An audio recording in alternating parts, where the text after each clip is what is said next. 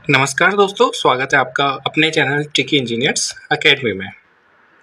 हम बात कर चुके थे लास्ट क्लास में रेंजिंग की, जिसमें हमने पढ़ा था 3 मेथड होते हैं रेंजिंग के, जिसमें से हमने डायरेक्ट रेंजिंग पढ़ लिया था और कोड ऑफ सिग्नल्स भी समझ लिए थे। हमारे 2 टॉपिक बचे हुए थे, इनडायरेक्ट रेंजिंग और रैंडम लाइन मेथड, जिसको हम आज कंप्लीट करेंगे। अब बात करते हैं इनडायरेक्ट रेंजिंग कहाँ पे यूज़ करते हैं। जैसे हमने डायरेक्ट रेंजिंग जहाँ पे पढ़ी थी, वहाँ पे जो रेंजिंग रॉड थी, एक रेंजिंग रॉड और दूसरी रेंजिंग रॉड, वो आपस में इंटरविजिबल थी, यानी कि इस रेंजिंग रॉड से हम इस रेंजिंग रॉड को देख सकते थे और इससे इसको देख सकते थे। लेकिन इनडायरेक्ट रेंजिंग हम तब करते हैं जैसे कोई ऐसा एरिया आ जाए जहाँ पे इनएक्सेसिबल एरिया, मतलब कि ऐसे जैसे कोई ऊंची चीज़ आ जाए बीच में, जैसे आपको यहाँ से यहाँ तक रेंजिंग करनी है, तो इंटरमीडिएट पॉइंट आप इस्टेब्लिश नहीं कर पाएंगे, क्योंकि इस पॉइंट से ये वाला पॉइंट आपको नहीं दिखाई देगा। तो आप क्या करेंगे, इनडायरेक्ट रेंजिंग करेंगे। जैसे मैं आपको बताता हूँ, जैसे मान लीजिए एक रेंजिंग रॉड यहाँ पर है कोई ए पॉइंट पर और एक है बी पॉइंट पर। ये कोई बी पॉइंट पर रेंजिंग रॉड है। तो मान लीजिए ये रेंजिंग रॉड ए पॉइंट पे जो रेंजिंग रॉड है वो बी पॉइंट के रेंजिंग रॉड हम नहीं देख पा रहे हैं, क्योंकि यहाँ पे ऊंचा सा आ गया, मतलब ये एलिवेशन में आपको दिख रहा है कि यहाँ पे कोई हाइट वाली जगह है, तो यहाँ से हम नहीं देख पा रहे हैं क्योंकि ये बीच में आ जा रहा है। तो फिर हम क्या करेंगे, ऐसे 2 पॉइंट इस्टेब्लिश करेंगे। एक पॉइंट यहाँ पे इस्टेब्लिश कर दिया, एक पॉइंट यहाँ पे इस्टेब्लिश कर दिया। मान लीजिए कोई सी पॉइंट है, ये कोई डी पॉइंट है। अब हमें ये याद रखना है, जो सी पॉइंट है, सॉरी, जो ये सी पॉइंट है, सी पॉइंट से डी पॉइंट और बी पॉइंट दिखने चाहिए, और जो डी पॉइंट है, ये वाला डी पॉइंट है, इससे सी पॉइंट और ए पॉइंट दिखने चाहिए। यानी कि सी पॉइंट से डी और बी दिखने चाहिए और डी पॉइंट से सी और ए दिखने चाहिए। तो इसमें हम क्या करते हैं, पहले मैं आपको बताता हूँ। एक प्लान ले लेते हैं, जैसे वो एलिवेशन था, अब ये टॉप व्यू से देख रहे हैं, हमारा प्लान हो गया। तो आप टॉप व्यू से मान लीजिए कोई 2 पॉइंट और ले लेते हैं। ये जैसे ये हमारा ए पॉइंट हो गया यहाँ पे, ये हमारा बी पॉइंट हो गया। अब मान लीजिए 2 पॉइंट और हैं टॉप व्यू से, हमें नहीं पता है कि वो कहाँ पे हैं, मतलब कितनी दूर हैं। तो हमने एक सी पॉइंट ले लिया, एक डी पॉइंट ले लिया।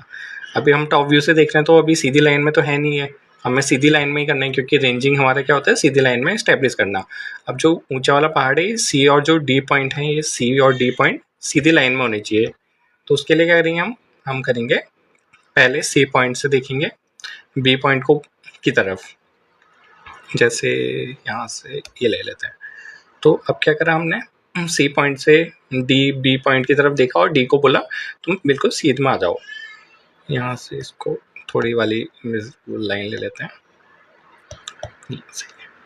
हमने सी पॉइंट से बी पॉइंट की तरफ देखा और डी को बोला तुम इस लाइन में आ जाओ। तो फिर जो डी था वो क्या हुआ, जैसे जो डी पॉइंट है वो यहाँ पे आ गया। मान लीजिए C1 था, ये D1 पॉइंट था, अब ये D2 पॉइंट पे आ गया। अब D2 क्या बोलेगा C1 को कि यार मैं तो सीधी लाइन में आ गया हूँ, लेकिन अब तुम सीधी लाइन में नहीं हो, मैं तुम्हें एक ही लाइन में नहीं देख पा रहा हूँ। तो फिर D2 से रेंज किया जाएगा। फिर हमने क्या करा, D2 से रेंज किया ए की तरफ, और फिर C1 को क्या बोला तुम इस पॉइंट पे आ जाओ। फिर वो इस पॉइंट पे आ जाएगा, क्योंकि D2 को C2 और A सेम लाइन में दिखने चाहिए, मतलब सीधी लाइन में दिखने चाहिए, और C को D और B सेम लाइन में दिखने चाहिए। अब क्या C2 बोलेगा उसे कि यार मैं तो आ गया हूँ यहाँ पे सीधी लाइन में, अब तुम सीधी लाइन में नहीं हो, तुम पीछे रह गए हो, तुम यहाँ से सीधी लाइन में नहीं हो। तो फिर वो क्या करेगा, वो यहाँ से रेंज करेगा और D2 को बोलेगा तुम थोड़ा इधर इधर की साइड आ जाओ। फिर D2 इस लाइन में आ जाएगा रेंजिंग करते हुए, D2 इस लाइन, सॉरी ये D3 हो गया, D3 यहाँ आ गया। अब D3 कहेगा मैं सीधी लाइन में आ गया हूँ, तुम सीधी लाइन में नहीं हो। फिर ऐसे करके ये प्रोसीजर चलता रहेगा जब तक वो सेम सीधी लाइन में ना आ जाए। फिर D3 हो गया, फिर यहाँ पे ये पॉइंट क्या हो गया हमारा, ये पॉइंट C3 हो गया। फिर C3 कहेगा मेरे को तुम सीधी लाइन में नहीं दिख रहे हो अभी।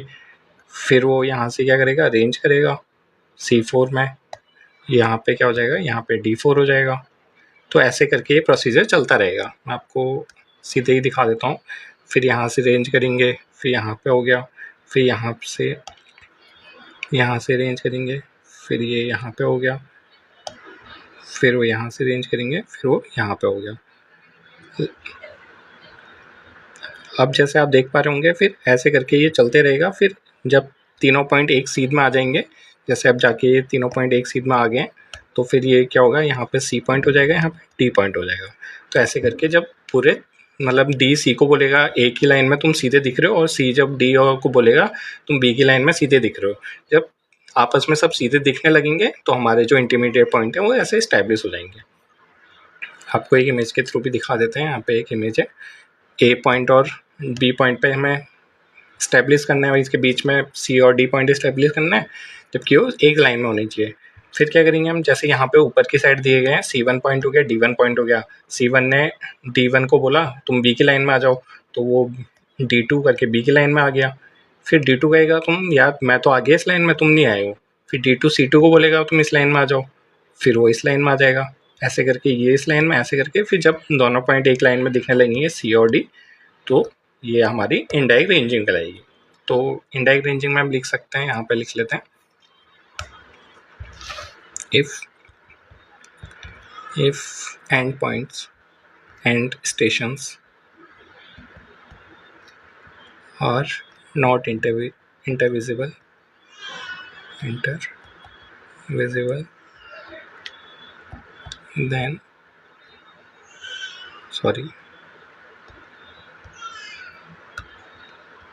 then we use indirect method। और हम इनडायरेक्ट मेथड को और क्या बोलते हैं, इसको दो नामों से और जाना जाता है। इनडायरेक्ट रेंजिंग को हम क्या बोलते हैं, एक तो हम बोलते हैं रेसिप्रोकल रेंजिंग,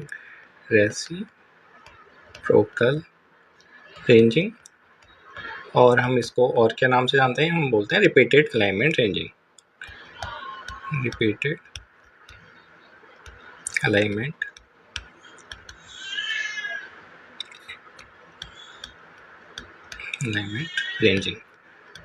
आपको पता है कि हमने रिपीटेड अलाइनमेंट लिया है, मतलब बार बार अलाइनमेंट यूज़ किया है, तो हम इसको रिपीटेड अलाइनमेंट रेंजिंग भी बोलते हैं और रेसिप्रोकल रेंजिंग भी बोलते हैं, क्योंकि इनडायरेक्टली हम इसको यूज़ कर रहे हैं।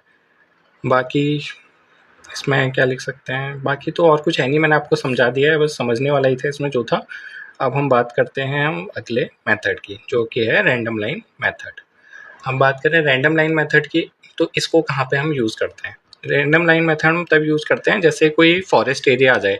मान लीजिए आपको यहाँ से ए पॉइंट से डी पॉइंट तक रेंजिंग करनी है, तो फिर क्या हुआ, बीच में क्या हुआ, यहाँ पे फॉरेस्ट एरिया आगे बहुत सारे पेड़ हैं, आप यहाँ से डायरेक्ट रेंजिंग नहीं कर सकते हैं। जब आप डायरेक्ट रेंजिंग नहीं कर सकते हैं तो आप क्या करेंगे, एक रैंडम लाइन एज्यूम कर लेंगे। आपने यहाँ से एक रैंडम लाइन एज्यूम कर ली, फिर वहाँ से क्या करेंगे, जैसे यहाँ पे बी पॉइंट से हमें सी पॉइंट की तरफ रेंजिंग करनी थी, फिर वहाँ से क्या करेंगे, आप यहाँ से सी मतलब यहाँ पर हम परपेंडिकुलर ड्रॉ करेंगे, किसकी मदद से, ऑप्टिकल स्क्वायर की मदद से। प्रिज्म स्क्वायर हम लास्ट क्लास में पढ़ चुके हैं कि प्रिज्म स्क्वायर ऑप्टिकल स्क्वायर से हम 90 डिग्री पर एंगल यानी कि परपेंडिकुलर ड्रॉ कर सकते हैं। लेकिन आपको एक चीज़ याद रखनी है कि जहाँ से जो क्यू पॉइंट है वहाँ से ये Z1 पॉइंट हमारा क्या होना चाहिए, दिखना चाहिए। यहाँ से ये पॉइंट दिखना चाहिए। हमने यहाँ से एक रैंडम लाइन मान ली, फिर वहाँ से हमने यहाँ पे 90 डिग्री पर परपेंडिकुलर ड्रॉ करा, और यहाँ पर हमने एक ये जो पॉइंट है वो क्यू पॉइंट से दिखना चाहिए। बाकी मैं आपको एक वैसी इमेज भी दिखा देता हूँ। जैसे एक लाइन ले लेते हैं, यहाँ से हम एक लाइन मान लीजिए ए बी एक लाइन है, ये हमारा ए पॉइंट हो गया, ये हमारा बी पॉइंट हो गया, जहाँ से हमने रेंजिंग करनी है। लेकिन यहाँ पे बहुत सारे पेड़ हैं इस लाइन के बीच में, यानी कि फॉरेस्ट एरिया है, तो हम डायरेक्ट रेंजिंग नहीं कर सकते। तो फिर हम क्या करेंगे, एक रैंडम लाइन ले लेंगे। फिर हमने क्या करा, यहाँ से एक रैंडम लाइन ले ली। मान लीजिए रैंडम लाइन कुछ यहाँ पर है, ठीक है, यहाँ पर हमने एक रैंडम लाइन मान ली। फिर हम यहाँ से क्या करेंगे, पर एक परपेंडिकुलर ड्रॉ करेंगे। अब परपेंडिकुलर ड्रॉ करने के लिए यहाँ से ये वाली लाइन ले लेते हैं। मान लीजिए यहाँ से हमने एक परपेंडिकुलर ड्रॉ कर दिया, इसको यहाँ पे मिला देते हैं, ठीक है। फिर हमने क्या करा, यहाँ से एक परपेंडिकुलर ड्रॉ कर दिया, ये 90 डिग्री का एंगल है, यहाँ पे ये हमारा पॉइंट हो गया बी डैश। तो हमने बी डैश से बी पॉइंट पर हमने 90 डिग्री का परपेंडिकुलर ड्रॉ कर दिया। अब क्या करेंगे हम, जैसे फिर इसमें बीच बीच में एक इंटरमीडिएट पॉइंट इस्टेब्लिश कर देंगे। जैसे यहाँ से हमने एक पॉइंट इस्टेब्लिश कर दिया, इसको मान लेते हैं सी डैश हो गया, ये हो गया डी डैश। यहाँ पे हमारा जैसे सी डैश से अगर हम परपेंडिकुलर ड्रॉ करेंगे तो वो सी पॉइंट पे होगा। यहाँ से परपेंडिकुलर ड्रॉ कर लेते हैं, और यहाँ से परपेंडिकुलर डॉट। तो जो हमारे ये सी पॉइंट हो गया, डी पॉइंट हो गया, हमें निकालने के हमें सी सी डैश चाहिए और डी डी डैश चाहिए। अब बताते हैं क्यों।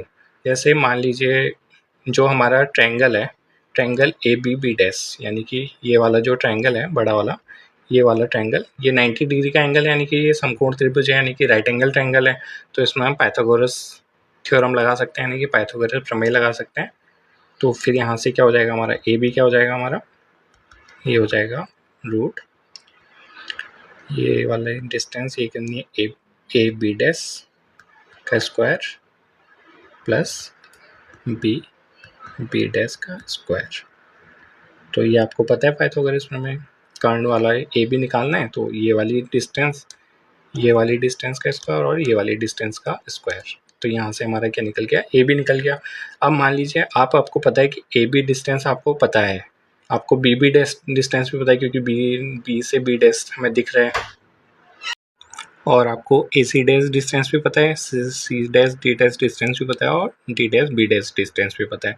तो अब क्या करेंगे, हम सिमिलर ट्रायंगल की प्रॉपर्टी लगाएंगे, यानी कि जो बड़ा वाला ट्रायंगल और ये छोटा वाला ट्रायंगल ले लेंगे एक बार में। फिर क्या करेंगे, एक बड़ा वाला ट्रायंगल और ये वाला ट्रायंगल ले लेंगे। तो फिर वहाँ से हमें सी और सी डैश मिल जाएगा, सी सी डैश मिल जाएगा। तो पहला ट्रायंगल ले लेते हैं हम, from triangle A B B dash and A C और सी डैश। कलर चेंज कर लेते हैं, काफ़ी टाइम से ये कलर यूज़ कर रहे हैं। तो फिर हमारे यहाँ से क्या हो जाएगा, सी सी डैश हमें निकालना है। तो सी सी डैश किसके बराबर हो जाएगा हमारा, ये हो जाएगा हमारा, यहाँ से ए सी डैश ले लेते हैं छोटे वाले ट्रायंगल का, और बड़े वाले ट्रायंगल का क्या हो जाएगा, ए बी डैश हो जाएगा, ये ए बी डैश है, इनटू क्या हो जाएगा, B B dash. Similar triangle की प्रॉपर्टी से हमारा सी सी डैश निकल गया। अब क्या करेंगे, हम डी डी डैश निकाल देंगे हमें, क्योंकि रेंजिंग के लिए क्या चाहिए, बाकी तो हमें पता है। ये जब हमें पता चल जाएगा यहाँ से 90 डिग्री का एंगल है, ये भी 90 डिग्री का एंगल है, तो हम यहाँ से हमारी रेंजिंग कंप्लीट हो जाएगी। फिर डी डी डैश कैसे निकलेगा, ये निकलेगा आपका ए डी डैश हो जाएगा यहाँ से, और ये वाले ए बी डैश है, A B dash into B B dash. Similar triangle की प्रॉपर्टी आपको पता ही है कि छोटे वाले ट्रायंगल की आपको क्या करना है, यहाँ से जैसे बड़े वाले ट्रायंगल की ये वाली साइड डिवाइडेड बाय ये वाली साइड इक्वल टू ये बड़ी वाले ट्रायंगल की ये वाली साइड इक्वल टू छोटे वाले ट्रायंगल की डिवाइडेड बाय ये वाली साइड। तो बस हमने वही काम किया, तो हमारा सी डैश और डी डी डैश निकल गया। तो यहाँ से 90 डिग्री का एंगल हमने पता कर लिया, तो फिर हमारी रेंजिंग क्या होगी, हमारी कंप्लीट हो गई। तो हमें यहाँ से सी पॉइंट मिल गया और डी पॉइंट मिल गया, जबकि हम डायरेक्ट रेंजिंग के थ्रू हमें सी पॉइंट और डी पॉइंट नहीं मिल पा रहा था। फिर हमने एक रैंडम लाइन मान ली ए बी बी डैश, फिर वहाँ से सी सी डैश से 90 डिग्री पर परपेंडिकुलर लिया, यहाँ से भी 90 डिग्री पर परपेंडिकुलर खींचा, तो फिर हमें सी पॉइंट मिल गया और डी पॉइंट मिल गया। तो हमें ए बी लाइन में हमें ये दो मिडल पॉइंट मिल गए हैं जो एक ही लाइन में है। तो इस तरीके से हम रैंडम लाइन मेथड से भी रेंजिंग कर सकते हैं। आपके तीनों मेथड हो चुके हैं रेंजिंग के। बस नमस्कार दोस्तों, आज की क्लास में इतना ही। अगर आपको हमारे लेक्चर पसंद आते हैं तो हमारे चैनल को सब्सक्राइब कीजिए और ज़्यादा से ज़्यादा अपने दोस्तों में भी शेयर कीजिए। धन्यवाद।